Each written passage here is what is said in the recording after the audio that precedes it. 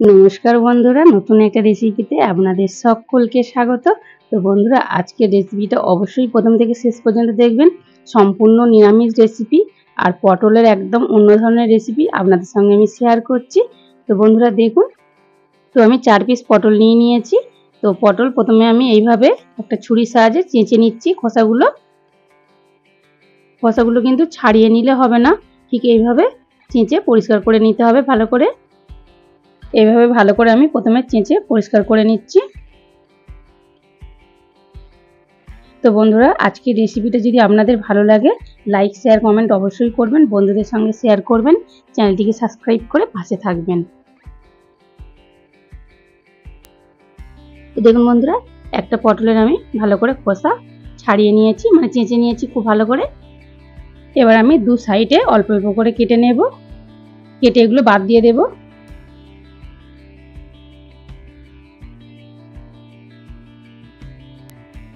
তো বন্ধুরা, এবার মাঝখান থেকে আমি কেটে নেব। তো মোটামুটি একটা পটল আমি 4 ভাগ করে নেব, ঠিক এইভাবে লম্বা লম্বা করে 2 টুকরো করব, এটাও 2 টুকরো করব, মোট 4 টুকরো হবে।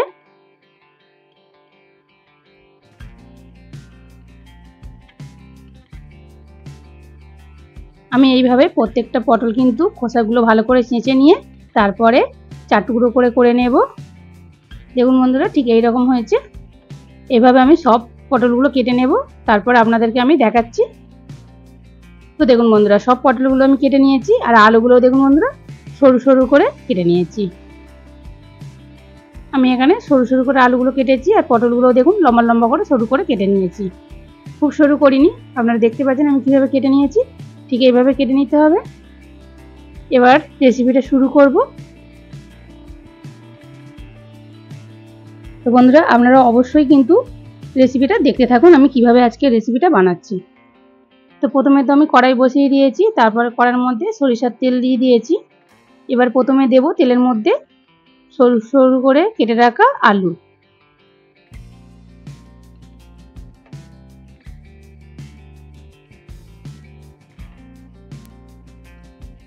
এবার একটু স্বাদ মতো লবণ দিয়ে দেব, যাতে আলুটা তাড়াতাড়ি নরম হয়ে যায়।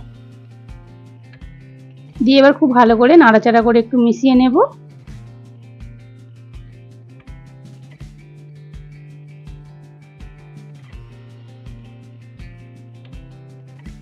এবার আমি একটা থালা ঢাকা দিয়ে দেব, দিয়ে অল্প আঁচে 1-2 মিনিট ভাজা হতে দেব।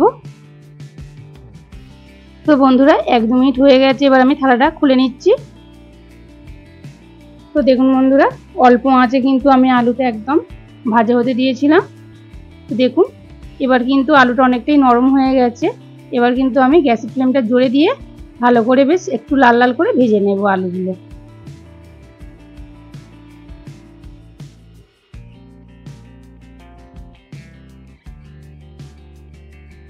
তো বন্ধুরা, পটলের তো অনেক ধরনের রেসিপি হয়তো খেয়েছেন, কিন্তু এই রেসিপিটা একবার বানিয়ে খেয়ে দেখতে পারেন।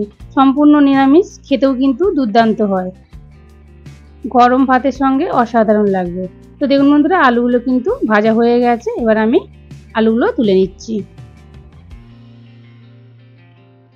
এই একই তেলের মধ্যে পটলগুলো দিয়ে দেব,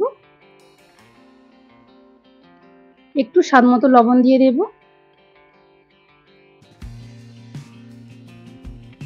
দিয়ে খুব ভালো করে আবারও মিশিয়ে নেব।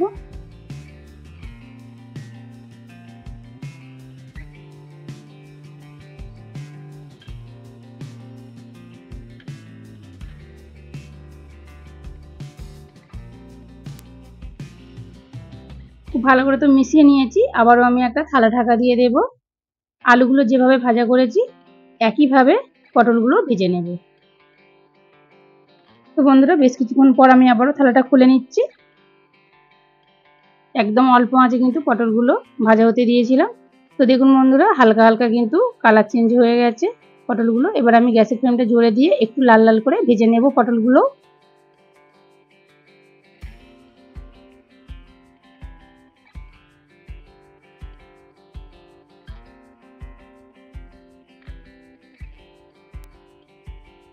তো দেখুন বন্ধুরা, পটলগুলো কিন্তু বেশ উল্টে পাল্টে ভালো করে কিন্তু ভেজে নিয়েছি। আপনারা দেখেই বুঝতে পারছেন পটলগুলো ভাজা হয়ে গেছে, ঠিক এইভাবেই ভেজে নিতে হবে পটলগুলো।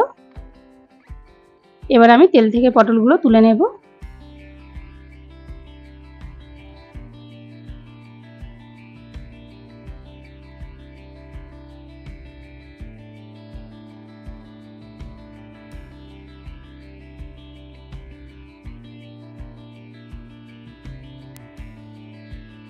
তো দেখুন বন্ধুরা, পটলগুলো সব তুলে নিয়েছি, আর কড়াতে অল্প একটু তেল ছিল, তো সেই জন্য আমি আরেকটু অল্প করেই তেল দিয়েছি।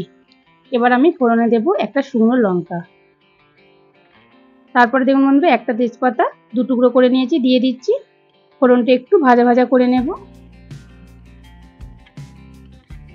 এবারে দেব 5 ফোড়ন।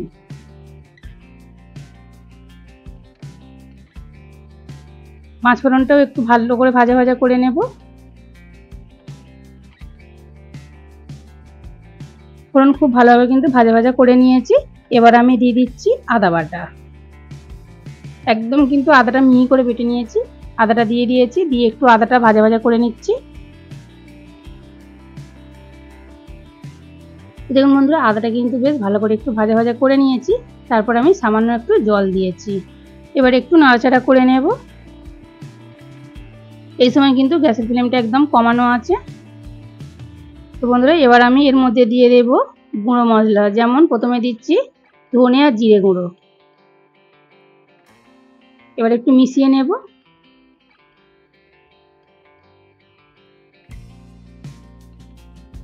তারপরে দেব হলুদের গুঁড়ো। আমি কিন্তু গ্যাসের ফ্লেমটা মিডিয়ামে করে দিয়েছি। তারপর দিয়ে দিচ্ছি লঙ্কার গুঁড়ো। তো বন্ধুরা, স্বাদ মতো একটু লবণ দিয়ে দিচ্ছি, তার কারণ ভাজার সময় আমি লবণ দিয়েছিলাম, তো সেই জন্য অল্প করেই লবণটা দিলাম। এবার দিয়ে দেবো একটু চিনি। চিনিটা দিলে কিন্তু স্বাদটা নিরামিষ তরকারিতে দারুণ আসে, তো সেই জন্য দিয়ে এবার মশলাটা খুব ভালো করে কষিয়ে নেব।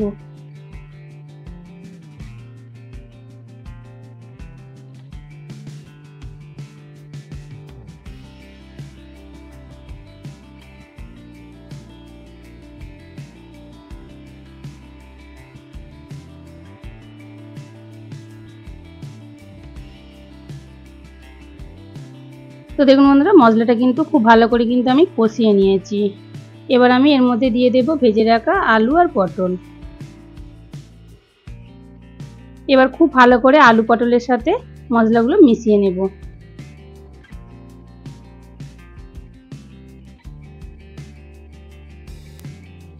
এবার কিন্তু আমি গ্যাসের ফ্লেমটা একদম লোতে করে দিয়েছি, দিয়ে খুব ভালো করে মিশিয়ে নিচ্ছি।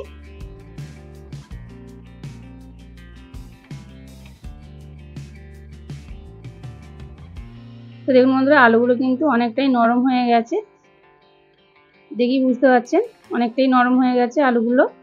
এইভাবে আলু পটল কিন্তু খুব ভালো করে কিন্তু অল্প আঁচে ভাজা করে নিলে তাহলে কিন্তু জলটা অল্প লাগে, আর তরকারির টেস্টটাও কিন্তু দারুণ হয়। বেশি জল দিলে কিন্তু ভালো লাগে না খেতে। তো দেখুন বন্ধুরা, খুব ভালো করে কিন্তু উল্টে পাল্টে আমি মশলার সাথে আলু পটল ভালো করে মিশিয়ে নিয়েছি, কষানো হয়ে গেছে। এবার আমি এর মধ্যে অল্প করে জল দিয়ে দেব। যেহেতু পটল আলু অর্ধেক করে সিদ্ধ হয়েই গেছে, তো সেই জন্য অল্প করে জল দিয়েছি।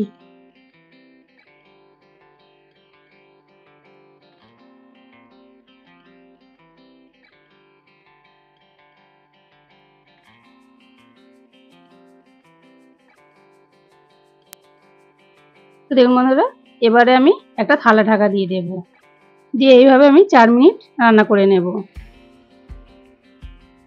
তো বন্ধুরা, 4 মিনিট হয়ে গেছে, এবার আমি থালাটা খুলে নিচ্ছি।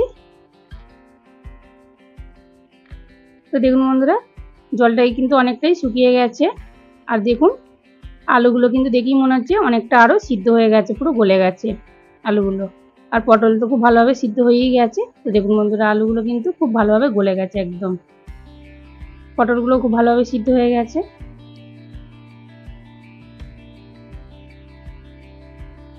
তো বন্ধুরা, জলটা কিন্তু আমি আরেকটু শুকিয়ে নেব, তার জন্য আরেকটু রান্না করে নিতে হবে। একটু শুকনো শুকনোই খেতে ভালো লাগে কিন্তু এই রেসিপিটা। তো বন্ধুরা, আজকের রেসিপিটা আপনাদের কেমন লাগলো অবশ্যই কমেন্টে জানাবেন, আর যদি ভালো লাগে লাইক শেয়ার কমেন্ট অবশ্যই করবেন, বন্ধুদের সঙ্গে শেয়ার করবেন, চ্যানেলটিকে সাবস্ক্রাইব করে পাশে থাকবেন। আর যেসব নতুন বন্ধুরা এই রেসিপিটা দেখছেন অবশ্যই একটা লাইক দেবেন, সাবস্ক্রাইব করে পাশে থাকবেন। আর যেসব বন্ধুরা সাবস্ক্রাইব করে আমার পাশে আছেন অনেক অনেক ধন্যবাদ। তো দেখুন বন্ধুরা, গ্যাসটা কিন্তু আমি অফ করে দিয়েছি আর জলটা কিন্তু অনেকটাই শুকিয়ে নিয়েছি। তো দেখুন আজকের কিন্তু পটল আলু নিরামিষ তরকারি হয়ে গেছে। আপনাদের কিন্তু কেমন লাগলো অবশ্যই কমেন্ট করে জানাবেন। একদম কষা কষা তরকারি করেছি দেখুন বন্ধুরা, শুকনো শুকনো, দারুণ লাগছে দেখতে। খেতেও কিন্তু বন্ধুরা অসাধারণ হয়েছিল। আপনারা অবশ্যই একবার এই নিরামিষের দিনে এই রেসিপিটা বানিয়ে খেয়ে দেখবেন, খুব ভালো লাগে খেতে।